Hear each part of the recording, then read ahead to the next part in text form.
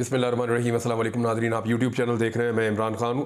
दहशतगर्दी के वाक़यात में इजाफ़ा हो रहा है और अफसोसनाक वाक़यात हुए हैं खैबर पख्तूनख्वा के साउथ एरियाज़ में। एक जो पहला वाक़या है वो बन्नू से रिपोर्ट हुआ है और बन्नू छावनी पर खुदकुश हमले में पाक फ़ौज के 8 जवान शहीद हो गए हैं, जबकि जवाबी कार्रवाई में 10 दहशतगर्द मारे गए हैं।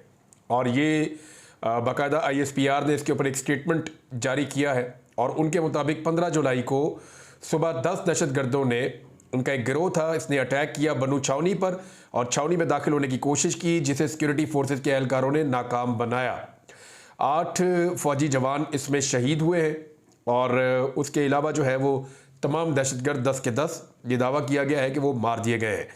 एक वाक़या अभी थोड़ी देर पहले रिपोर्ट हुआ और वो डेरा इस्माइल खान से रिपोर्ट हुआ है। दहशतगर्दों का रूरल हेल्थ सेंटर पर एक हमला हुआ है और वहाँ पे 5 शहरी शहीद हुए हैं। फौरी तौर पे जवाबी कार्रवाई में 3 दहशतगर्द हलाक हो गए हैं। ये भी एक चीज़ रिपोर्ट हुई है। तो दहशतगर्दी के वाक़यात बढ़ते जा रहे हैं। पाकिस्तान को, पाकिस्तान की रियासत को, इदारों को और हुकूमत को पूरी तवज्जो दहशतगर्दी के मामलात से निपटने के लिए सर्फ करनी चाहिए और दहशतगर्दों का जो है वो कला कमा करना चाहिए। चाहे अफगानिस्तान से बात करें, चाहे ऑपरेशंस करें, जिस तरीके से भी वो कर सकते हैं, वो दहशतगर्दी को रोकना इस वक्त पाकिस्तान की इंटेलिजेंस इदारों और पाकिस्तान की सिक्योरिटी फोर्सेस की रिस्पॉन्सिबिलिटी है। और दहशतगर्दी के वाक़यात बढ़ भी रहे हैं। यानी अभी इस वक्त पाकिस्तान की हुकूमत की तवज्जो इस बात पे नहीं है कि दहशतगर्दी बढ़ रही है। उनकी तवज्जो इस बात पे है कि अवाम की जेब के ऊपर डाका कैसे डालना है। उनकी तवज्जो इस बात के ऊपर है कि पाकिस्तान तहरीक इंसाफ पर पाबंदी कैसे लगानी है। उनकी तवज्जो इस बात पे है कि साबिक वज़ीर आज़म और सदर के ऊपर गद्दारी के मुकदमात कैसे बनाने हैं। हालांकि सारे इसको बचगाना करार दे रहे हैं। पाकिस्तान मुस्लिम लीग नून, उसके कायद की ये ख्वाहिश तो है और ऐसा लगता है उनको ये ऑर्डर भी मिला है और वो फौरी तौर पर, यानी मुस्तफ़ा नवाज खोखर साहब ने बड़ी ज़बरदस्त बात की। उन्होंने कहा जिस नवाज शरीफ की सियासत इस बात से आगे बढ़ रही थी कि मैं डिक्टेशन नहीं लूँगा, उस नवाज शरीफ की सियासत का इख्तिताम इस नुक्ते के ऊपर हो रहा है कि जो हुक्म मेरे आका, तो वो हुक्म बजा ला रहे हैं। उनकी तवज्जो पाकिस्तान और पाकिस्तान के हकीकी मसाइल की तरफ नहीं है। वो सिर्फ इस वक्त इमरान खान को और तहरीक इंसाफ को अपने लिए सबसे बड़ा मसला समझते हैं कि जब तक ये जमात या ये लीडर मौजूद है तब तक उनके लिए पाकिस्तान में सियासत करना मुमकिन नहीं है। अब हर मरतबा तो उनको उंगली से पकड़ के या गोद में बिठा के इक़्तिदार में ला के नहीं बिठाया जाएगा ना। हर मरतबा यास्मीन राशिद जब उन्हें शिकस्त देंगी बड़े बड़े मार्जिन से, तो हर मरतबा तो उनको फार्म 47 जाली नहीं मिलेगा। ये तो इस दफ़ा दाव लग गया इनका, अगली दफ़ा ये दाव लगे इसका क्या गारंटी है। लिहाजा उन्हें बंदोबस्त करना होगा इमरान खान का भी और पाकिस्तान तहरीक इंसाफ का भी। क्या वो कर पाएंगे? उनके अपने इत्तेहादी जो है वो नाराज़ हैं। वो गिले शिकवे कर रहे हैं कि जनाब इन्होंने हमें बताया ही नहीं, इन्होंने हमसे मशवरा ही नहीं किया और इन्होंने खुद ही फैसला कर लिया कि पाकिस्तान तहरीक इंसाफ पर पाबंदी लगाने जा रहे हैं। तो अब इसहाक डार ने स्टेटमेंट दिया, नहीं जी नहीं, अभी फैसला नहीं हुआ, अब हम पहले मुशावरत करेंगे। यानी गोंगलुओं से मट्टी झाड़ने का तरीका यह है कि बजाय इसके कि अपने बयान के ऊपर खड़े रहते, उनके अपने इंफॉर्मेशन मिनिस्टर ने बाकायदा ऑफिशियल प्रेस कॉन्फ्रेंस की और उसके अंदर कहा कि तहरीक इंसाफ पर पाबंदी लगाने भी जा रहे हैं और इमरान खान पर, आरिफ अलवी साहब पर और कासिम सूरी पर हम आर्टिकल 6 के तहत गद्दारियों का मुकदमा बनाने भी जा रहे हैं। ये दोनों चीजें इनके इंफॉर्मेशन मिनिस्टर ने कही थी और अब वजीर खारजा आते हैं और आकर कहते हैं जी ऐसा कुछ भी नहीं होने जा रहा, बल्कि अब हम मुशावरत करेंगे, क्योंकि इत्तेहादियों ने इनको आंखें दिखाई कि जनाब इतने बड़े बड़े फैसले आप खुद से ही कर रहे हैं और हम नहीं समझते कि एक पॉलिटिकल पार्टी के ऊपर पाबंदी लगनी चाहिए। कल को आप भी फंस जाएंगे, हम भी फंस जाएंगे। लेकिन इसके साथ साथ मैं एक चीज़ और देख रहा हूं कि पाकिस्तान तहरीक इंसाफ, ये तो आपको मानना पड़ेगा कि पाकिस्तान तहरीक इंसाफ इस मुल्क की इतनी बड़ी पॉलिटिकल पार्टी बन गई है कि सारे के सारे उसूली तौर पे ये कह रहे हैं कि इस जमात पर पाबंदी ना लगाई जाए, लेकिन सबके सब अंदर से चाहते यही है कि इस जमात से किसी तरह जान छूट जाए। वो कैसे?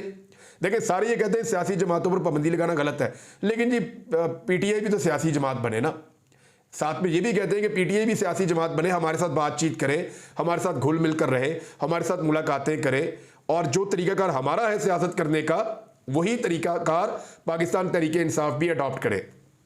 देखिए, एक चीज़ मैं आपको बताऊं, तहरीक इंसाफ के अंदर भी स्टेटस को के लोग हैं और वो स्टेटस को की तरह डील करना चाहते हैं, लेकिन तहरीक इंसाफ का जो लीडर है, जो बेसिकली फैसले करता है, वो स्टेटस को नहीं है इमरान खान। मैंने कई दफ़ा पहले ये कहा कि इमरान खान एक्चुअली आउटसाइडर है। इमरान खान इस सिस्टम का हिस्सा नहीं है जो सिस्टम पाकिस्तान के अंदर कई दहाइयों से चलता चला आ रहा है। वो सिस्टम के बाहर का आदमी है, इसलिए सिस्टम उसको एक्सेप्ट नहीं कर पा रहा। सिस्टम उसको एक ऐसे वायरस के तौर पे देखता है जो सिस्टम को खराब कर देता है। और सिस्टम तो चल रहा है चंद खानदानों को नवाजने के लिए।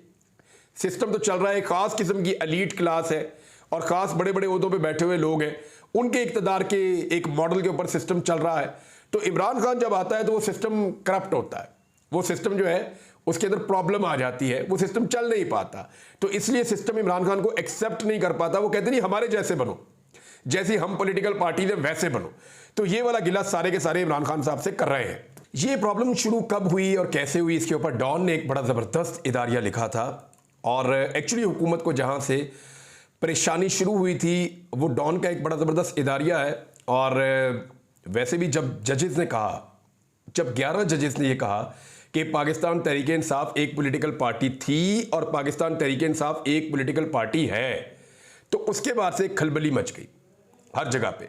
जितने भी इमरान खान साहब के मुखालफीन हैं या पाकिस्तान तहरीक इंसाफ से जो लोग खाइफ हैं, उनको प्रॉब्लम हो गया कि ये तो पॉलिटिकल पार्टी वापस आ गई। और ना सिर्फ वापस आ गई बल्कि अब ये अपना झंडा लेकर कौमी असम्बली के अंदर पहुंच गई है और कौमी असम्बली के अंदर ये सबसे बड़ी पॉलिटिकल पार्टी बन गई है। बाकी सूबों में ये अपोजिशन में बैठ गई है, एक सूबे में इनकी हुकूमत भी मौजूद है।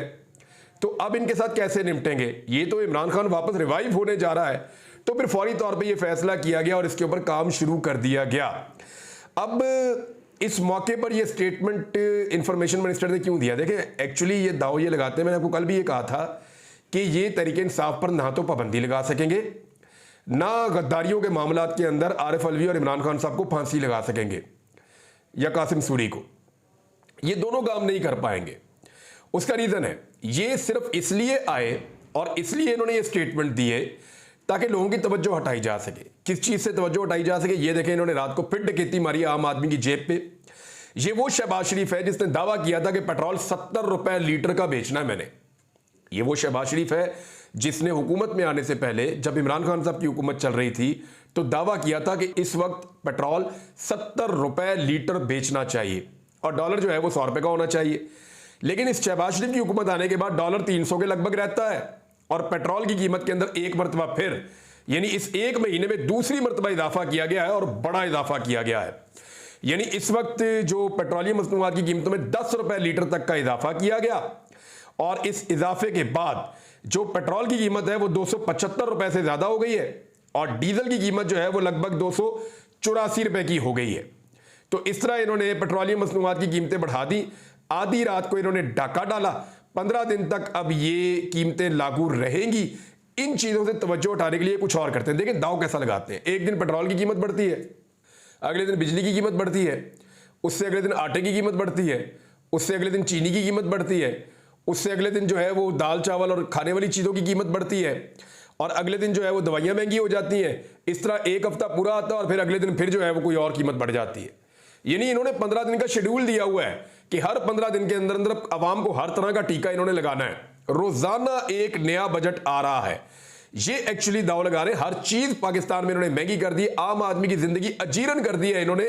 सिर्फ अगर कोई चीज सस्ती रखी है तो वो इंसान की जान है।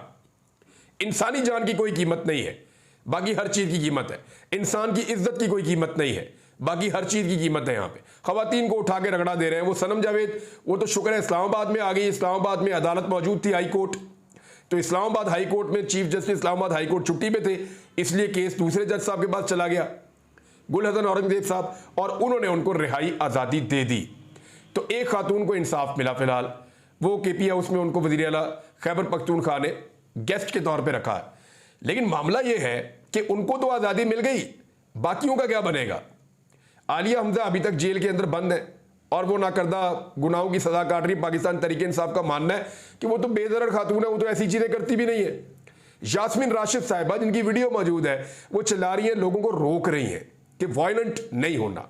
वो यास्मीन राशिद साहिबा कैंसर की पेशेंट है, 70 साल से ज्यादा उनकी उम्र है। बहादुरी के साथ वो जेल काट रही है। जुल्म की उनके ऊपर इंतहा कर दी गई है। ये वही खातून है जिन्होंने नवाज शरीफ पर तरस खाकर उनका बेहतरीन इलाज पंजाब के अस्पतालों में कराया था। जो फैसिलिटी चाहिए थी इन्होंने नवाज शरीफ को वो फैसिलिटी दी थी, यास्मीन राशिद साहिबा। लेकिन अब देखिए उनके साथ क्या हो रहा है, कितना जुल्म हो रहा है। लेकिन ये वही हुकूमत है, याद रखिएगा, उसी नवाज शरीफ की हुकूमत है इस मुल्क के अंदर और उसकी बेटी की हुकूमत है, जिन लोगों को यास्मीन राशिद साहिबा ने फुल प्रोटोकॉल और फुल इलाज मुआवजे की सहूलतें दी थी। ये लोग एहसान फरामोश हैं। और एहसान फरामोशी की मिसाल ये भी है ना कि आज जनरल बाजवा के खिलाफ भी ये स्टेटमेंट देते हैं, बाकी जर्नलों के खिलाफ भी देते हैं, जिनके जरिए से ये इक़्तिदार में आते रहे हैं। तो इन्होंने कल ये मौजूदा जो अभी जनरल मौजूद है, इनके खिलाफ भी ऐसे स्टेटमेंट दिया करेंगे। इनका काम ही है, मियां नवाज शरीफ साहब का तरीका वारदात है, ये हमेशा चढ़ते सूरज को सलाम करते हैं और ताकतवर को सल्यूट करते हैं, और जैसे ही कोई ताकत से हट जाता है तो ये उसका फोन भी नहीं उठाते। उठाना भी नहीं चाहिए, मियां साहब का तरीकाकार ही है।